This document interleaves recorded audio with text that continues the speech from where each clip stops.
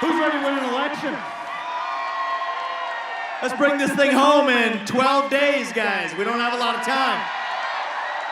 And we're about to do this. This isn't going to be small. This is an opportunity for a historic landslide that actually unites this country. I'm listening to the old man, Joe Biden, the other day. What's he saying? Lock him up. I think, he wanted the Democrats to think he was talking about Donald Trump, but he was really talking about Barack Obama for getting him off the top of the stage. These people, I hope they learned their lesson, you know? You do it this badly. On November 6th, I hope they wake up and realize that identity politics never works in America. When you select somebody for their race and gender, it always ends up being a disaster. And I'm actually talking about Tim Walz this time, which is, it goes both ways. We're in the middle of a national identity crisis. I've said that since day one. We need a commander-in-chief who's going to lead us back to who we are. Faith in God, patriotism, hard work, family.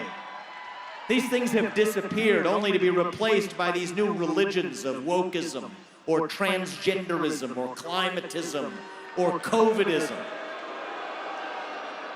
Depression, anxiety, fentanyl, suicide, you name it. We are hungry for what it means to be an American. What does it mean to be a citizen of this nation in the year 2024? It means we believe in the ideals of 1776. It means we believe in merit, that the best person gets the job regardless of their skin color, that you get ahead in the United States, not on the color of your skin, but on the content of your character and your contributions. That's why we're done with the DEI regimes, the quota regimes. That's what Donald Trump's bringing to the White House. It means we believe in the rule of law. And I say this like many of you in the audience. I say this as the kid of legal immigrants to this country. That means your first act of entering this country cannot break the law. And that is why if we've had the largest influx of illegal aliens into this country in American history, we will have the largest mass deportation in American history. That is not racist. That is not xenophobic. That is what it means to stand for the rule of law in the United States of America. It means the people we elect to run the government ought to be the ones who actually run the government, not the shadow government of the deep state and three-letter agencies that's running the show today. So you want to talk about mass deportations? Yeah, we'll talk about the millions of illegals out of this country. But the second mass deportation we really need is millions of unelected federal bureaucrats out of the DC bureaucracy. That is how you save a country. See, these aren't black ideas or white ideas. They're American ideals that we fought a revolution to secure in this country. We are in a war to revive them. And right now, more than ever, we need the commander-in-chief who will lead us to victory in that war. And that man is your 45th and 47th President of the United States of America, Donald J. Trump, who we are sending back to the White House. If you want to seal the border, vote Trump. If you want to restore law and order in this country, vote Trump. If you want to grow the economy in this country, vote Trump. If you want to keep us out of World War III in this country, vote Trump. If you want to revive national pride in this country, vote Trump. If you want to revive our national identity in America, vote Trump. And if you want to make America great again, vote Trump. This man will be the one who actually unites our country. We don't have to be this nation in decline that we've become.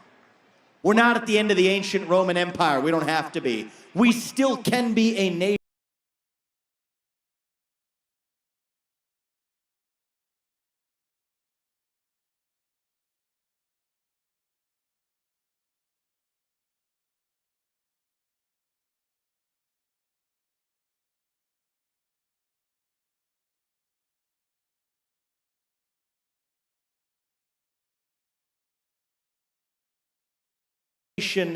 In our ascent, but we're going to have to wake up and make it so. It's not happening automatically. We're counting on you to do it.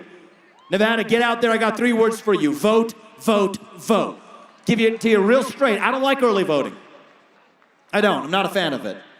I think in this country we need single-day voting on Election Day as a national holiday with paper ballots, government-issued ID to match the voter file, and English as the only language that appears on a ballot. That's what I think we need in this country. All right?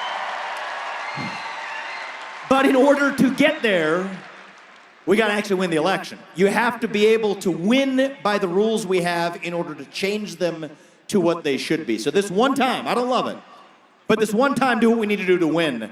Vote early, play by the same rules as the other side. We play to win this time. We're not messing around. We're not going to be victims. We are going to be victorious. That's what our founding fathers did. That's what we're about to do in 2024. You see, 2024 is our 1776. I'll tell you a story. It's a story about the Democrat-led media that called him a traitor. They called him a dictator. They said that he would make us an embarrassment on the world stage until a man took a gun and put a bullet in his body. And I'm actually talking about Abraham Lincoln. It's actually true. The first Republican president, it was the Democrat-led media that said those things about him 160 years ago, and yet here we are now. I truly believe Donald Trump is the George Washington of our moment. It is our 1776 in this country. They shot at him while he was crossing the Delaware too. Didn't work with George Washington just like it didn't for Donald Trump. But this is our last chance as a country, especially my generation. I'm 37 years old. I was the youngest, I'm 39 now. I was 37 when I ran for US president as the youngest person ever to run for president as a Republican. And I'll tell you what's going on with our generation, right? We're lost. We're hungry for a cause. We're hungry for purpose and meaning and identity at a time in our history where we've lost the things that used to ground us. All right, so the left will feed us their poison of race, gender, sexuality, and climate. And on November 6th, when we wake up to run to our own vision. Individual, family, nation, and God beats race, gender, sexuality, and climate if we have the courage to stand for our own vision. We're not just running from something, we are running to something. So this year when we deliver, and I'm going to use the L word, deliver a landslide, I hope, God willing, on November 5th. Then we wake up on November 6th to a new country. November 5th is not the destination, it is the start line.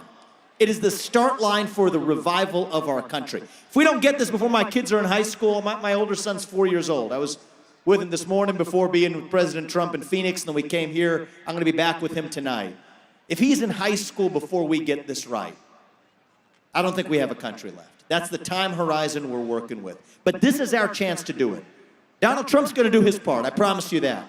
Every one of the other people on the stage, they're going to do their part. But I am now asking you to do yours, to make a sacrifice for our country in our hour of need, just like our founding fathers did. There were 56 men who signed the Declaration of Independence. I don't know what happened to them. We don't often ask.